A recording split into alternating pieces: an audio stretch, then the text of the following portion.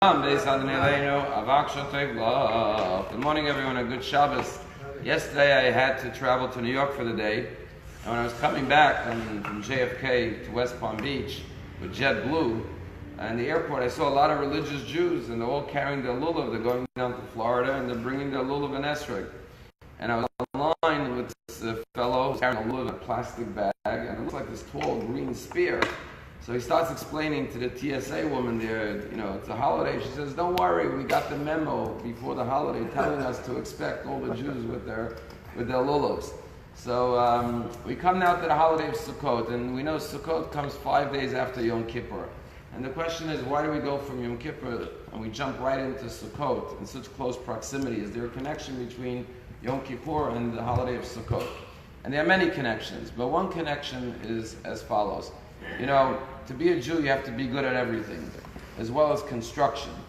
This is the only holiday where you have to know how to be a builder as well, to be a good Jew. And if you think about the contrast, Rosh Hashanah, Yom Kippur, we sit in contemplation, meditation, reflection. We're living in our minds, so to speak, in our hearts, in our souls.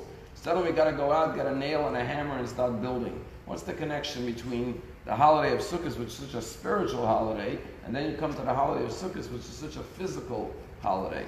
And, people always say, don't burn your bridges. But there's sometimes in life that you have to burn your bridges. What does that mean? When Torah talks about going to war, the Torah says that whenever you go to war with an enemy, you always have to leave one, you can't lock them in from four sides. You always have to leave one way for them to escape. The question is, if you're going to war, why would you leave a direction, a path for your enemies to escape? Why not close them in from all four sides? And the answer is that when a person has an escape route, out of fear, they could take the option of flight. And therefore your enemy could flee from you. But if you block them in from all four sides, they have no option. They're trapped. And when a person's trapped, they have to face their fears, and it unleashes a power within them that they would have never have access to fight in a way that they would have never fought in their life. And therefore, in order to not unleash that potential in your enemy, the Torah says, leave for them an exit route, for them to fly, to escape from you. And using that idea, the same thing applies to Yom Kippur. Rosh Hashanah Yom Kippur, we make resolutions for the new year. And we decide all the things we're going to do. But you know what the danger is? As soon as we face the fear of the challenge of the things we decided to do, we take the bridge out. We escape. So the Torah tells us sometimes you have to burn your own bridges, meaning you have to put yourself in a position where you have no way out. Because if you really want to unleash your true potential, you have to make sure you have no exit escape route. So you're forced to deal with whatever it is that you have to confront and face in your life, and finally, once and for all, make those changes that you know are necessary and that you resolve the Rosh Hashanah and Yom Kippur to make.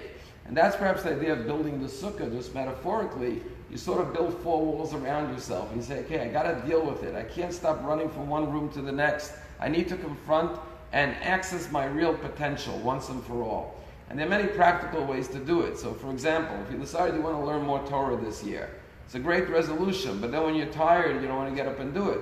If you call and say, look, I'm going to meet you every day at this and this time and we're going to learn, now you're committed. You have no way out, so to speak. Or if you decided you want to lose weight, you say, okay, I'm going to go up today and I'm going to sign up with a gym and pay for a year membership. Now I have to go because I signed up. Do things that are concrete, that are tangible, that force you to implement and actualize the resolutions that you made at Rosh Hashanah and Yom Kippur. Or else, with all the good intentions, you'll just take the easiest route out as soon as it becomes too difficult.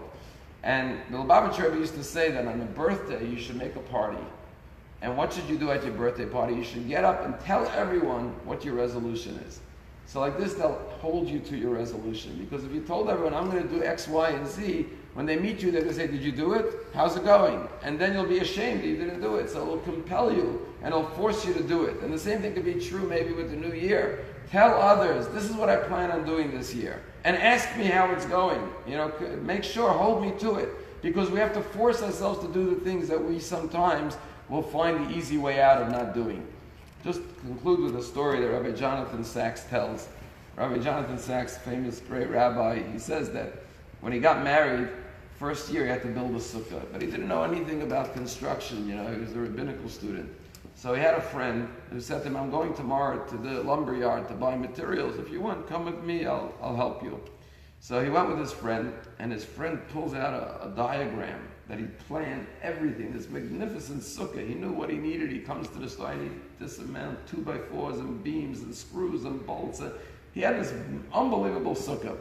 Jonathan, Rabbi Sachs says, I didn't know much about construction. I bought 4 plywood, some nails and beams, and I just went home and put together this little flimsy sukkah. My friend built this magnificent, elaborate, beautiful sukkah. So the first night sukkahs, there was a big storm in London. And the next day he comes to shul, and his friend looks downcast. He says, my whole sukkah collapsed. So Rabbi Sachs says, really, my sukkah's standing. He says, what? Your sukkah, I built this with the best materials. How could that be? He said, I don't believe you. He says, come home after shul. I'll show you my sukkah standing. He walks home with him after shul. He comes, he sees Rabbi Sachs' sukkah still standing when his collapsed.